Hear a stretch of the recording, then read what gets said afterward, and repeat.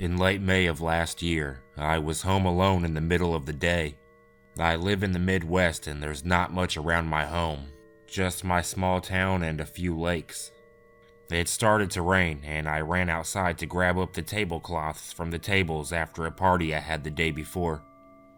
They were right at the end of our property and there's nothing else around but other homes and there's miles of thick woods in between. As I was running back inside to avoid the cold wet rain, I heard what sounded like a woman or young child screaming. It sounded extremely close and I was freaked out, but I thought someone needed help. Then I got a whiff of what I could only explain as burned hair or dried blood, something like that. It was like sniffing powder copper. I called out and strained to hear other noises when the scream came again. It was like someone was just screaming at the top of their lungs in a painful, crackling, heartbreaking scream. I realized it was coming from the woods and quickly ran to the barbed wire fence line. I called out and was about to squeeze through the wire when I heard a snarkling, snapping noise. My first thought was, oh my god, an animal is attacking a neighbor or something. Now, I'm 5'1" and quite small. I knew I could only help by running inside and calling 911. Before I could turn and run back home, something moved in the corner of my eye. Out from the trees stepped a 6-point buck. It walked towards me and I just couldn't look away. It carried itself strangely, like its legs were all different lengths. It looked like it was special, something wrong with it. I don't know how to explain it. I snapped out of my gaze and quickly turned and started running to get help for that woman or girl or baby I heard screaming when another painful shriek sounded out. I turned to see in horror that it was the buck screaming this ungodly scream. It was the same one I had been hearing the entire time, and it was obvious that it was coming from the deer. It took another crazy, uneven step towards me and stood up on its hind legs and opened its mouth. It started talking, or trying to, but it wasn't making real words. It's like those internet videos you see that are for comedy, but it sounds like a cat or dog is talking. At this point, I had all but collapsed in shock and fear. I was crying and shaking and couldn't get my legs to run away. I was completely frozen. It jumped over the fence and landed on all fours, but quickly flopped onto its stomach and started crawling towards me. It was like a strange swimming motion or army-style crawling. It kept getting closer and closer to me, and adrenaline finally kicked in and I ran. Behind me, I could hear more horrible talking. This time it sounded like it was saying welcome, but not being able to complete the whole word or pronounce it properly at all. The syllables were all stretched out. I got inside and slammed the door and locked it. I looked out of the glass frame in the front door and saw it was still coming. It had collapsed on its side and lay there howling and making a cackling noise. I left the door to get the phone, and when I came back and looked out of it, the creature was gone. A minute later, it was right at the door looking inside with the side of its face. I hid in the hallway around the corner and called 911. I lied and said someone was trying to break in because if I said a deer was terrorizing me, I thought they would laugh or ignore me. When I looked back around the corner, I saw a bloody man pounding the glass with the palm of his hand. He had the same stare that buck had, and I knew it was the same creature, somehow. Then it said, "Honey, I'm back." I hid silently, and the policeman got there about 15 minutes later. Finding nothing, he scoffed at me and wrote down what I told him anyways. My family and friends thought I was crazy, and I started to agree with them after a while. Some days I still can't believe it happened. Some nights, I lie awake and think about that thing as the voice of a child.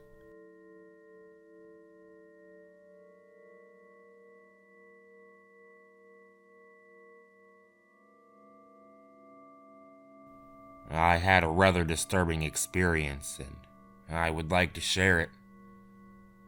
It was late at night, and I was, and still currently am, having sleeping problems. I decided to walk to my mother's house, which requires me to walk through a wooded area. At the time, I was walking by an office building, which is also by a cut-off park. There's an area that has no streetlights. As I passed through it, I got a terrible feeling, like I was being watched. I ignored it, and out of the corner of my eye, I saw movement in the trees. I glanced over, but quickly dismissed it. There was a lot of lights and a clearing a few hundred meters back. As I continued to walk down the road, I was approaching a corner that has woods on one side, along with a trail and a back road. I kept to the right, avoiding the woods. I kept hearing what was obviously a bipedal creature walking, because I could hear them walking and crunching through the hard snow and ice. I stopped and placed my hand on my knife, fearing people are going to attack me. It's pretty common where I live. After a moment, it stopped. I saw nothing in the trees. I carefully walked away, keeping a close eye on that area.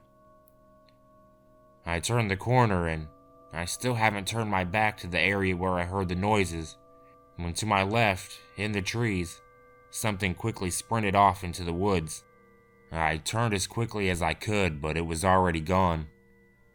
That's when I decided to go back.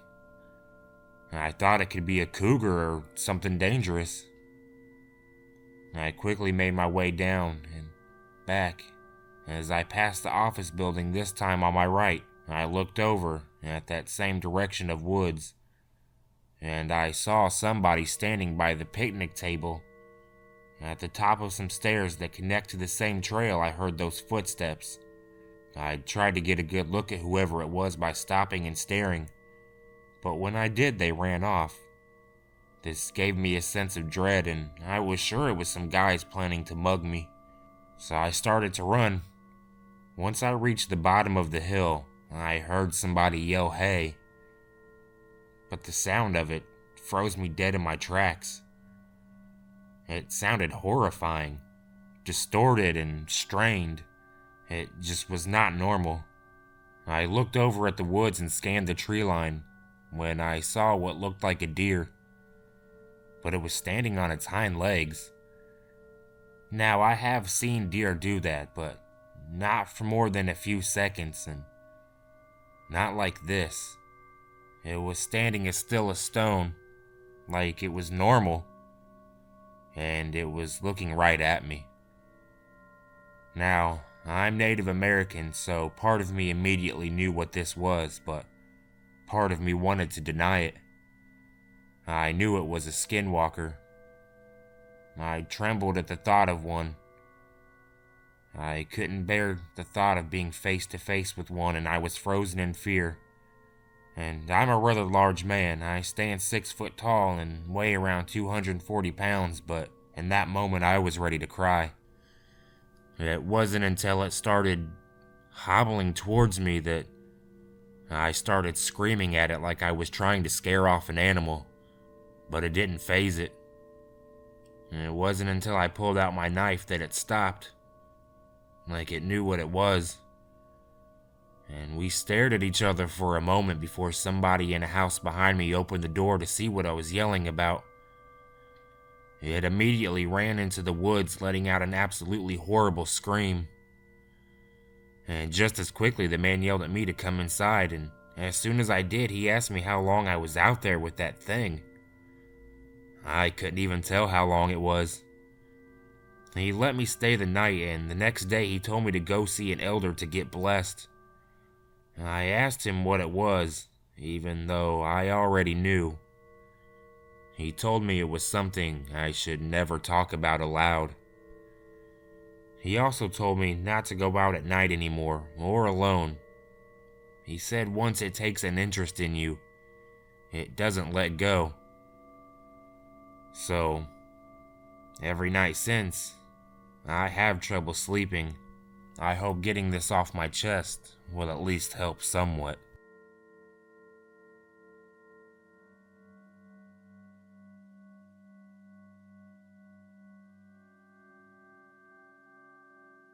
It happened the summer after my graduation. I got a call from one of my neighbors asking if I could tend to her garden while her and her husband went on a fishing trip. I took the walk down the hill with my dogs through the brush so she could lay out the details of specific care for her plants. Now, my family have known this woman since we moved into our home 20 years ago, and as children we would all go down to visit her, play cards, chit-chat. She'd even let us play in our swimming pool sometimes in the summer. I trust her completely and have house sat for her before, so it was no odd request for my sister and I to go out and help. Her garden was new and absolutely beautiful. I have a garden of my own, but it was nothing compared to hers. It was gated and in beautiful condition. The mosquitoes were horrid though, so she made her instructions short and I retreated back up to the hill to inform my little sister of our assignment. The first day was terribly hot. My sister and I attempted to get up early to evade the heat and bloodsuckers, but in the end they were all sitting in the shade waiting for us to arrive. It took a full hour and a half to completely soak the entire garden, and by then we were sweating and itchy from the mosquitoes, and quite irritable to be honest. We were supposed to water the garden every morning so that the sun wouldn't dry up the water throughout the day. So I got up early to wake my sister who, after yesterday's entertainment, refused to go down with me, protesting that she wanted to sleep in and to leave her alone. Not wanting to be held responsible for the demise of our neighbor's vegetables, I reluctantly trotted down the path to my neighbor's house. Both of my dogs were off on some squirrel chasing adventure, so I made the trip alone. Only a few birds were out that morning, and the closer I got, the more quiet it became. My attention, however, was on the sun, and I wanted to finish my task as soon as possible. When I was almost done, I took a stretch and went to turn off the hose, wiping the sweat from my forehead. Across the field from the garden, I thought I heard a person, which would have been very odd, so I stood still to listen. What I heard was my sister calling my name in a shrill voice. My sister and I would often call each other in strange, exaggerated screeches and voices in just that particular way. I knew for a fact my sister is far too lazy to hike all the way down and sneak through the brush across the field just to yell my name. I listened again, but I heard nothing. Finishing up, I assumed I had just misheard, believing it to have been a bird or something, though the odd happening stuck in my mind. Later on, I referred the account to my sister, who laughed and joked with me that it must have been this creature her friend told her about. The creature she was referring to was called a Skinwalker. I don't know what these creatures are or if they actually exist, but if they were to, I suppose they would live in this kind of area. I put it out of my mind anyways. I don't really believe in such things. The next day, I was with my sister tending the garden and my dog came down to see us. I was shocked to see her paw was all bloody. Thinking she had cut herself on a piece of sheet metal, I ran with her back up to the house to see if I could clean and fix it. My sister didn't want to come up with me, so she stayed in the garden to finish up watering her part. It turned out the blood of my dog's paw was not her own. She had simply caught an unfortunate pack rat who she'd delightfully torn to pieces. When I came back down, my sister wasn't in the garden. Confused, I began to walk to my neighbor's house when she came outside to meet me. She told me she had heard her name being called from across the field in my voice, and the same way I had heard mine. She was visibly spooked and insisted we go back up to our house and leave the garden for tomorrow. I refused and told her she could go up without me if she wanted, but I had to finish. I suspected she was only messing with me, and I was waiting for her to give up her ruse right away, like she normally would. Instead, she stayed with me, holding her arms and refusing to walk up alone. Once we finished, we both came back together for the next 3 mornings to water the garden, and no other occurrences happened. To this day, my sister claims she was not lying. I'm not sure if these creatures are supposed to be smart enough or talented enough to pull off stunts so specific. We've lived in the same house in the middle of the woods for our whole lives, and we can be loud and silly without fear of annoying anyone, but if someone or something had been close enough to listen, they definitely had plenty of time to do so. And how these occurrences only happen when we're alone gives me goosebumps. I wish I had more answers.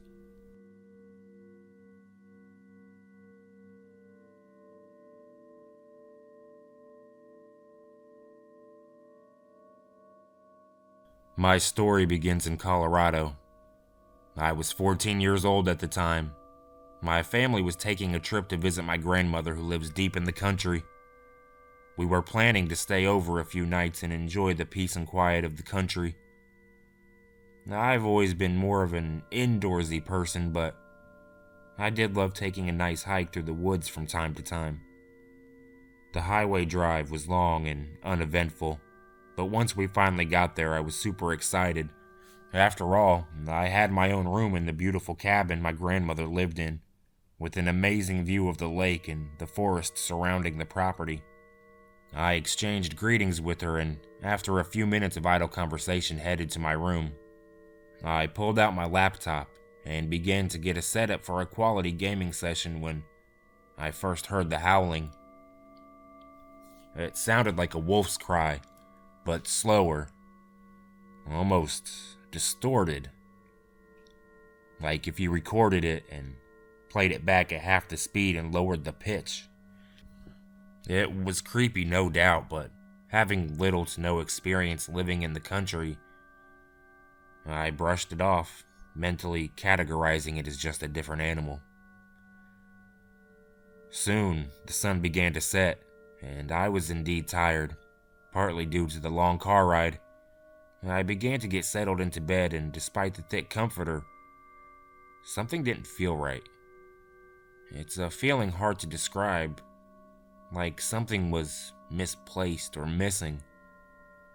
I didn't know what it was, so I brushed it off, telling myself it was just a weird feeling of sleeping in an unfamiliar place.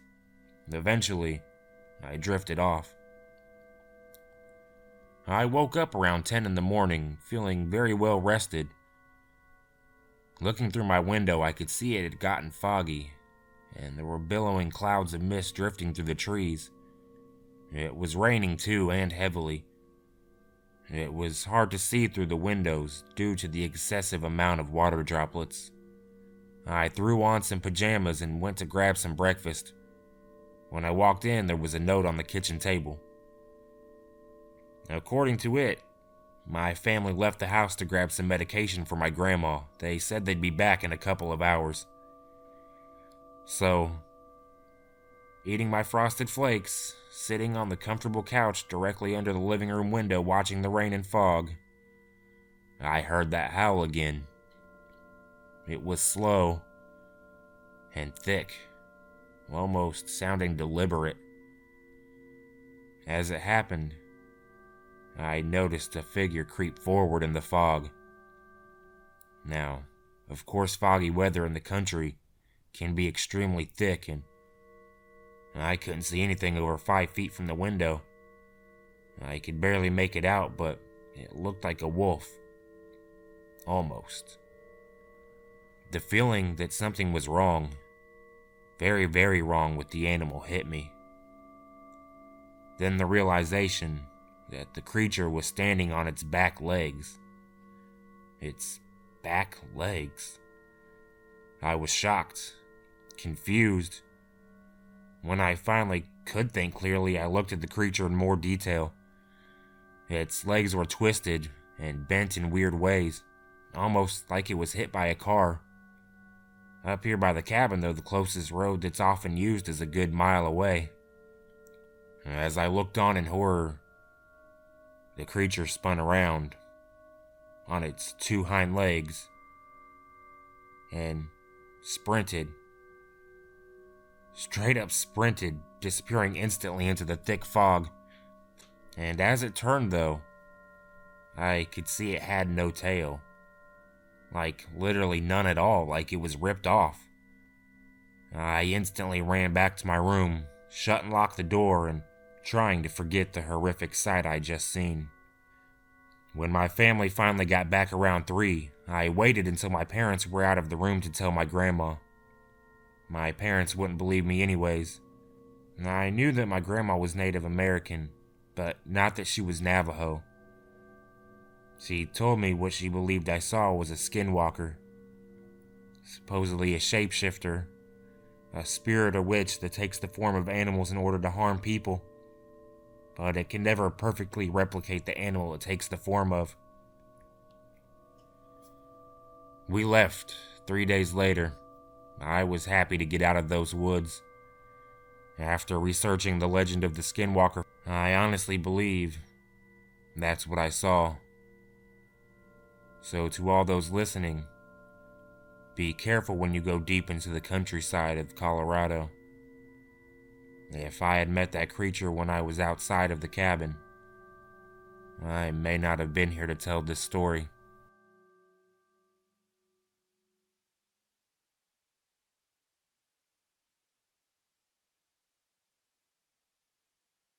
Hey everybody, thanks for listening. I hope you enjoyed this video. If you did, be sure to like, leave a comment, and share. It helps a lot. I'll be back real soon with another video. Catch you guys next time.